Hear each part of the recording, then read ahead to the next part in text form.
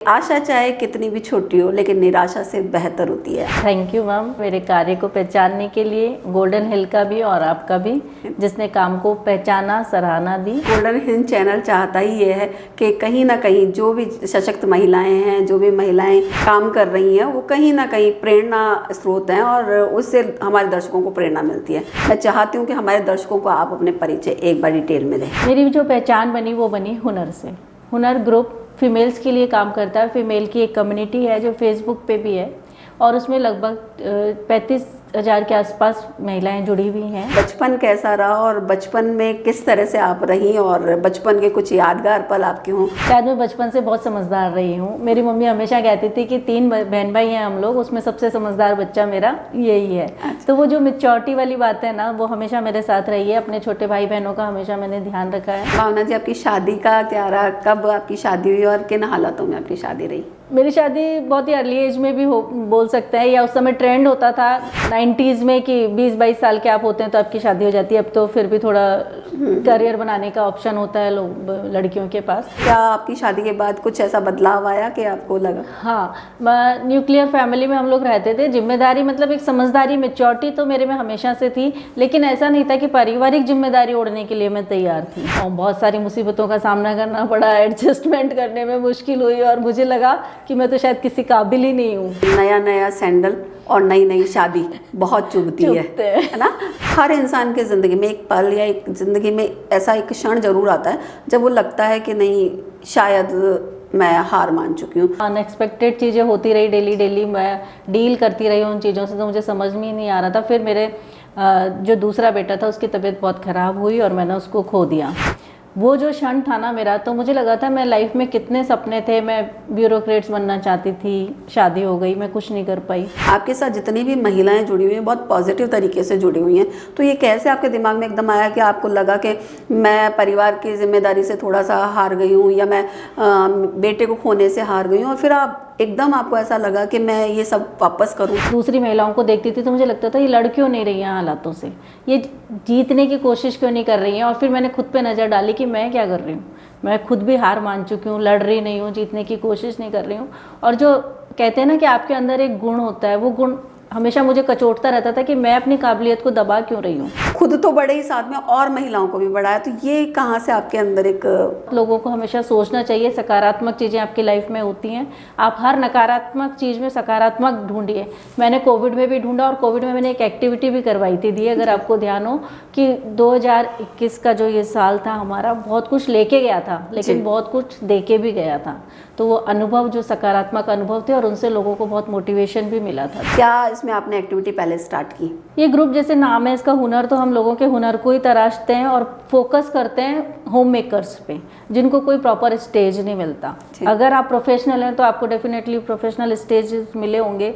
तो हमने शुरुआत की छोटे छोटे कॉन्टेस्ट से, शुरुआत की छोटी छोटी एक्टिविटीज़ से। बहुत सारे आप ऑफलाइन भी एक्टिविटीज़ कर रहे हैं, तो ये कैसे करते हैं और क्या इसका रिस्पॉन्स रहा आपको? हुनर एक फेसबुक कम्युनिटी तो है ही, फीमेल कम्युनिटी है। इसके साथ ही हुनर फाउंडेशन एक NGO है जिसमें हम एनवायरनमेंट और वुमेन एम्पावरमेंट के लिए काम करते हैं। तो आप हमारी महिलाओं को भी साथ में एक संदेश दे दीजिए कि वो भी कुछ कर सकती हैं। बिल्कुल, मैं ये कहना चाहूँगी कि कुछ महिलाएं होती हैं जो सिर्फ सपने देखती रहती हैं, लेकिन आप ये है कि घर से बाहर निकलिए, अपने कंफर्ट जोन से बाहर निकलिए। और इसके लिए मैं एक लाइन बोलना चाहूँगी कि सपने उन्हीं के पूरे होते हैं जिनके सपनों में जान होती है। पंखों से कुछ नहीं होता, हौसलों से उड़ान होती है। बहुत बढ़िया। तो कोई ऐसा भजन या ऐसा कोई गीत जो आपको दिल के बहुत करीब और आप हमारे दर्शकों को सुनाना चाहें? ये चमक ये दमक फूलवन में महक, सब कुछ सरकार तुम्हीं से है। नमस्कार, मैं स्नेहलता भारद्वाज और आज की 2 लाइनें कि आशा चाहे कितनी भी छोटी हो लेकिन निराशा से बेहतर होती है। आशा चाहे कितनी भी छोटी हो लेकिन निराशा से बेहतर होती है। तो आज वापस से आपका स्वागत है सभी दर्शकों का। और हमारे बीच में आज एक ऐसी ही शख्सियत आई है जो एक छोटी सी आशा को लेकर चली थी और आज लोगों की आशा बन गई है। तो इसी तरह की एक शख्सियत से आज मिल रहे हैं। आपका बहुत बहुत स्वागत भावना मैम कि आप हमारे चैनल पे आए। गोल्डन हिंद चैनल की तरफ से आपको बहुत बहुत धन्यवाद। थैंक यू मैम, मुझे यहाँ पे इनवाइट करने के लिए, मेरे कार्य को पहचानने के लिए, गोल्डन हिल का भी और आपका भी, जिसने काम को पहचाना, सराहना दी और मुझे यहाँ आमंत्रित किया। देखिए, गोल्डन हिल चैनल चाहता ही ये है कि कहीं ना कहीं जो भी सशक्त महिलाएं हैं, जो भी महिलाएं काम कर रही हैं, वो कहीं ना कहीं प्रेरणा स्रोत हैं और उससे हमारे दर्शकों को प्रेरणा मिलती है। तो आज मैं बस आपका परिचय, वैसे तो मैं आपको बहुत अच्छे से आपके परिचय के बारे में अवगत हूँ, लेकिन मैं चाहती हूँ कि हमारे दर्शकों को आप अपने परिचय एक बार डिटेल में दें। थैंक यू स्नेहलता दीदी, मुझे यहाँ आमंत्रित करने के लिए। और मेरा नाम है भावना बंसल, जयपुर से ही हूँ, जयपुर में पढ़ी लिखी हूँ। और मेरी जो पहचान बनी वो बनी हुनर से। हुनर ग्रुप फीमेल्स के लिए काम करता है। फीमेल की एक कम्युनिटी है जो फेसबुक पे भी है और उसमें लगभग 35,000 के आसपास महिलाएं जुड़ी हुई हैं। और हुनर, जैसे कि नाम से ही है, हुनर को प्रमोट करते हैं हम लोग और महिलाओं के आर्थिक संबल के लिए भी कार्य करते हैं। तो हुनर मेरी पहचान बन चुका है। बहुत ही अच्छी बात आपने भावना मैम बताई कि हुनर जो लोगों में है, जो महिलाओं में है, वो कहीं ना कहीं दबा रह जाता है और आप उसे निखारने का काम कर रहे हैं, आप उसे निकालने का काम कर रहे हैं। क्योंकि मैंने देखा है एग्जीबिशंस वगैरह लगाती हैं तो महिलाएं बहुत, उसमें देखा उनके हुनर को भी मैंने देखा है कि बहुत सारा काम कर रही हैं। लेकिन हम ये चीज़ें धीरे धीरे आपसे बात करेंगे, लेकिन सबसे पहले हम जानना चाहेंगे आपसे कि आपका बचपन कैसा रहा और बचपन में किस तरह से आप रहीं और बचपन के कुछ यादगार पल आपके हों तो वो हमारे दर्शक जरूर सुनना चाहेंगे। बहुत ही सिंपल सादा सा मेरा बचपन गुजरा है और शायद मैं बचपन से बहुत समझदार रही हूँ। मेरी मम्मी हमेशा कहती थी कि 3 बहन भाई हैं हम लोग, उसमें सबसे समझदार बच्चा मेरा यही है। तो वो जो मैच्योरिटी वाली बात है ना, वो हमेशा मेरे साथ रही है। अपने छोटे भाई बहनों का हमेशा मैंने ध्यान रखा है। और ऐसा एक छोटा, वैसे परिवार में जो बड़ा होता है वो समझदार ही होता है और जो छोटा होता है वो हमेशा कहीं ना कहीं चंचल होता है। तो आपने वो दायित्व निभाया है कि आपने अपने छोटे भाई बहनों को मतलब साथ लेकर चले हैं। तो कैसा रहा आपका बचपन? शरारतें बहुत कम करी हैं, हमेशा जिम्मेदारी का एहसास मेरे को रहा है, भाई बहनों के प्रति भी, अपने घर के प्रति भी। तो मैं एक सीधी सिंपल सी समझदार लड़की के रूप में अपने आप का बचपन में जब मुड़ के पीछे देखती हूँ तो शरारतें तो बहुत कम याद आती हैं मुझे अपनी।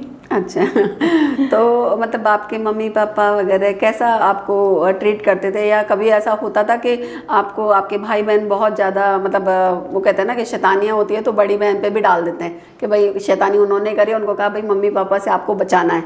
तो कई बार ऐसा हुआ भी होगा, कोई ऐसे हादसे जो आपको कहीं ना कहीं याद रहे हो मेमोरी कि मेरे बचपन की ये मुझे बहुत ज़्यादा याद आती है?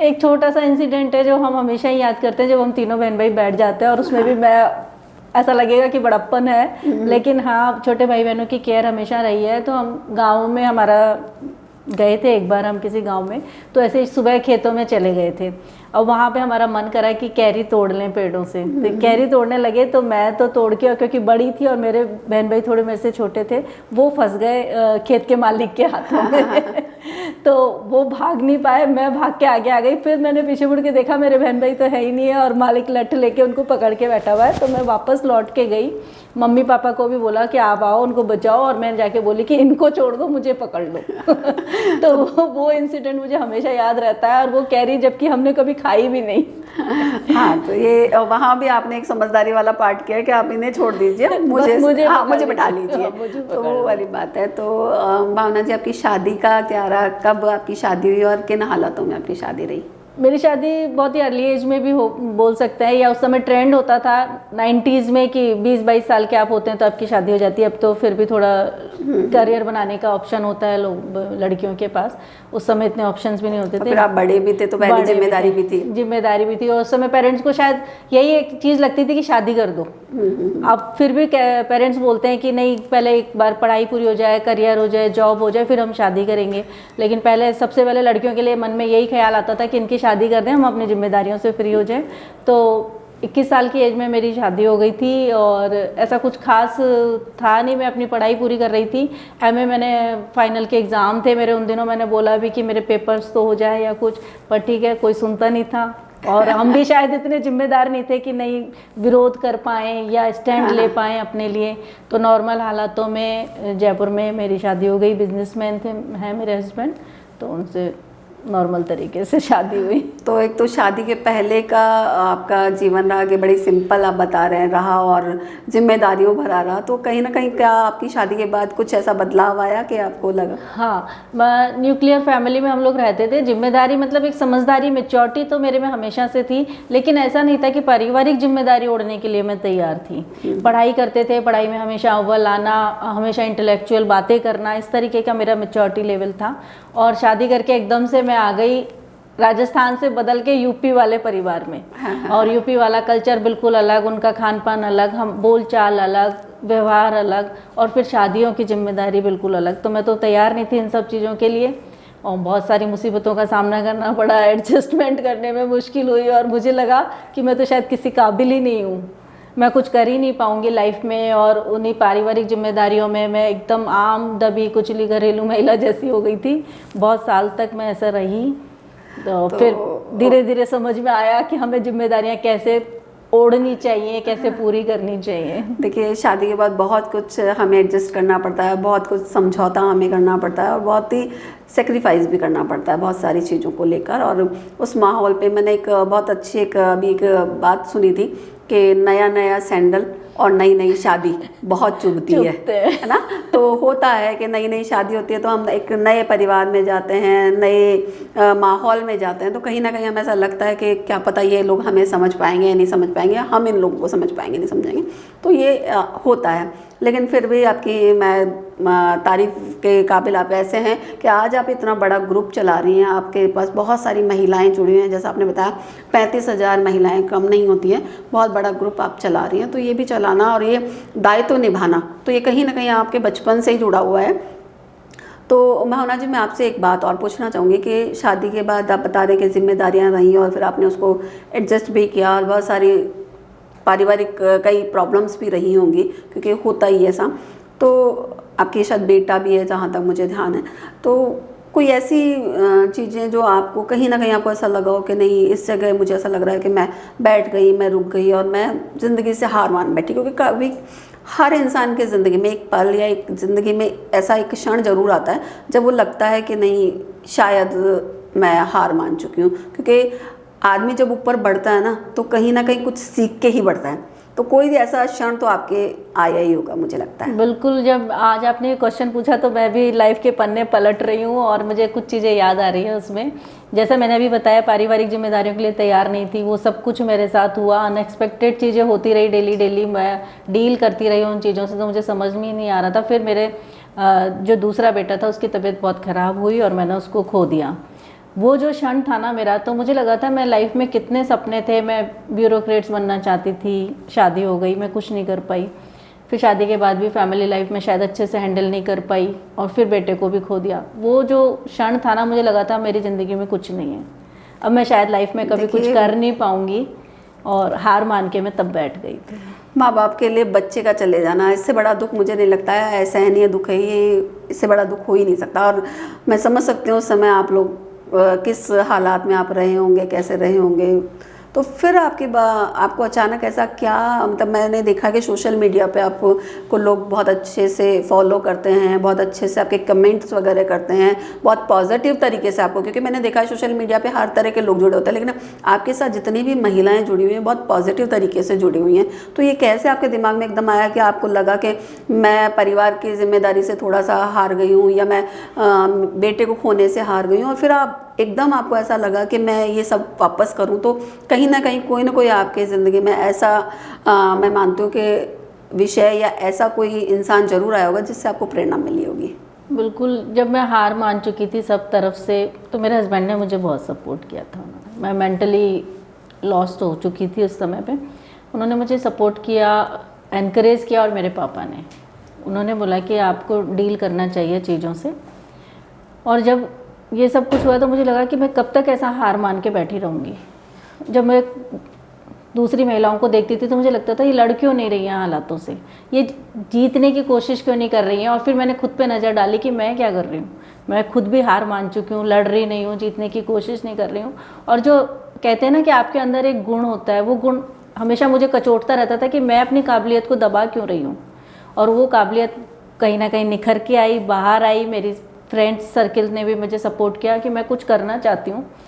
हमेशा ये मेरे रहता था मुझे कुछ करना है, मुझे कुछ करना है और कुछ अलग करना है जो सबके। हाँ, मैं भी इसी बात पे आ रही थी कि ये एक अलग चीज़ है। मतलब हाँ, हम ये सोचते हैं कि चलो हम बिजनेस स्टार्ट कर लें या हम कहीं जॉब कर लें, कुछ ऐसी चीज़ें हमारे दिमाग में, लेकिन ये बिल्कुल हटके है कि आपने एक ग्रुप बनाया और उस ग्रुप में खुद तो बढ़े ही, साथ में और महिलाओं को भी बढ़ाया। तो ये कहाँ से आपके अंदर एक बस वही कुछ अलग करना था। जॉब की पाबंदियों में मैं बंधना नहीं चाहती थी, फैमिली रिस्पॉन्सिबिलिटी थी, एक बेटा खो चुकी थी, दूसरे की परवरिश बहुत अच्छे से करना चाहती थी, उसको टाइम देना चाहती थी। तो मुझे लगा कि ऐसा कुछ काम करूं जहां मैं पारिवारिक जिम्मेदारियों को डिस्टर्ब ना करके अपने मन की कर सकूं।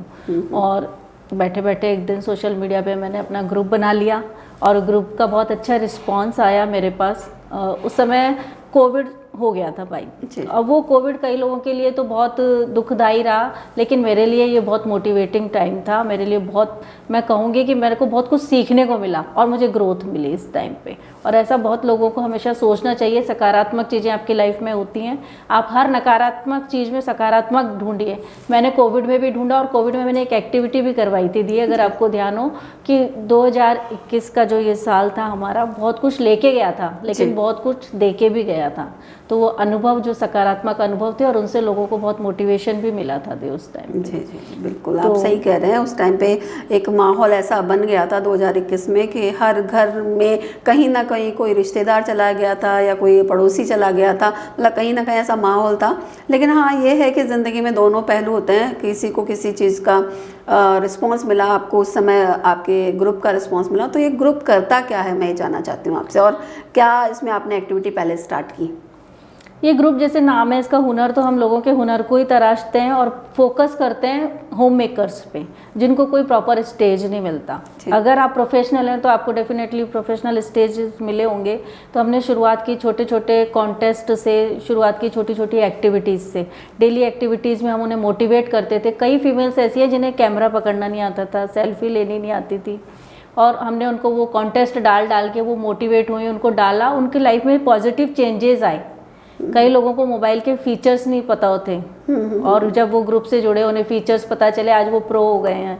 तो हमने कॉन्टेस्ट डाले, उनमें हुनर के सितारे करके डाला, सिंगिंग एंड डांसिंग कॉन्टेस्ट था। उसका लोगों को इतना अच्छा लगा कोविड टाइम में कि जब करने को कुछ नहीं है, सब दरवाजे बंद हो गए हैं, हम कहाँ जाएं और कैसे हंसें, कैसे अपने आप को खुश रखें। तो जब वो कॉन्टेस्ट हुए ग्रुप में, कुकिंग के कॉन्टेस्ट हुए, तो जो होम मेकर्स हैं उनको तो लगा कि बहुत बढ़िया जगह मिल गई है, बहुत अच्छी चीज़ मिल गई है, पॉजिटिव रिस्पॉन्स आया और ग्रुप ग्रो करना जो शुरू किया, आज तक पीछे पलट के नहीं देखा। ऑनलाइन तो आपने ये चीज़ें की, लेकिन मैंने जैसा देखा है ऑफलाइन भी आप बहुत सारी एक्टिविटी, कोरोना के बाद में बहुत सारे आप ऑफलाइन भी एक्टिविटीज़ कर रहे हैं। तो ये कैसे करते हैं और क्या इसका रिस्पॉन्स रहा आपको? हुनर एक फेसबुक कम्युनिटी तो है ही, फीमेल कम्युनिटी है। इसके साथ ही हुनर फाउंडेशन एक एनजीओ है जिसमें हम एनवायरनमेंट और वुमेन एम्पावरमेंट के लिए काम करते हैं।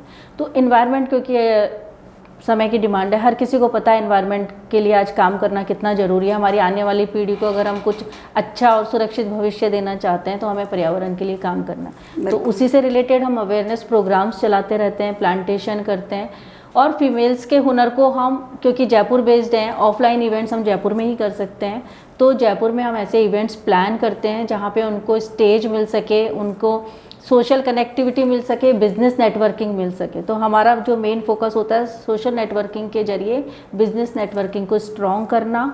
और जैसे कि आप लोगों को दीदी, आपको अगर ध्यान हो कि हम जब पड़ोस के दुकानदार से कोई सामान खरीदते हैं तो उसमें हमारा विश्वास ज़्यादा होता है, बिल्कुल प्रेम आता है कि ठीक है भैया से लेके आएंगे, सामने वाले भैया से। ऑनलाइन लाते हैं उसमें वो इतना विश्वास नहीं होता है ना, विश्वास नहीं होता, फीलिंग्स नहीं आती है ना। तो जब हम इस तरीके के इवेंट्स करते हैं, सोशल नेटवर्किंग वाले प्रोग्राम्स हम करते हैं, तो उनसे एक कनेक्टिविटी बढ़ती है। जब बायर्स और सेलर्स एक दूसरे को पर्सनली जानते हैं तो उन पर भरोसा बढ़ता है और उनका बिजनेस ग्रो करता है। तो बिजनेस नेटवर्किंग के थ्रू हम कारीगरी जैसे प्लेटफॉर्म लोगों को प्रोवाइड कराते हैं, ग्रुप की फीमेल्स को, और अच्छा रिस्पॉन्स आता है उनका। हाँ, बहुत महिलाओं को आप रोज़गार दे रहे हैं, जैसा मैंने देखा भी है आपको कि बहुत सारी जो घरेलू महिलाएं हैं जो सोच भी नहीं सकती थी कि हम इस तरह कुछ कर सकते हैं, वो चाहे वो खाने के जरिए, चाहे वो होम डेकोर को लेकर, चाहे वो अचार को, मैंने बहुत सारी चीज़ें देखी हैं कि वो घर में रहकर भी बहुत सारे काम ऑनलाइन भी कर रही हैं और आपके साथ जुड़ के ऑफलाइन भी कर रही हैं। तो ये बहुत अच्छा ग्रुप आपने बनाया और सचमुच एक महिला को, खासकर जो घर में रहने वाली महिला हो, उसको बहुत ज़्यादा ज़रूरत है। ठीक है, वो घर में अपना एक बहुत बड़ा दायित्व तो पूरा कर रही है, लेकिन साथ में अगर वो कुछ कर रही होती है तो उनको एक विश्वास पनपता है और वो विश्वास आपने दिया है, ये बहुत बड़ी बात है। तो आप अपने हुनर ग्रुप के बारे में और कुछ बताना चाहेंगे अपने दर्शकों को, ताकि वो भी मोटिवेट हो सकें?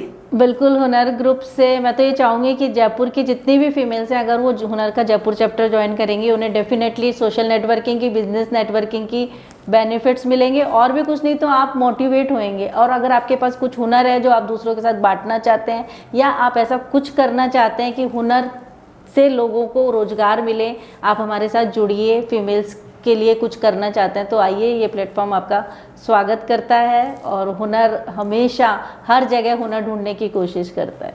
तो आप हमारी महिलाओं को भी साथ में एक संदेश दे दीजिए कि वो भी कुछ कर सकती हैं। बिल्कुल, मैं ये कहना चाहूँगी कि कुछ महिलाएं होती हैं जो सिर्फ सपने देखती रहती हैं, लेकिन आप ये है कि घर से बाहर निकलिए, अपने कंफर्ट जोन से बाहर निकलिए।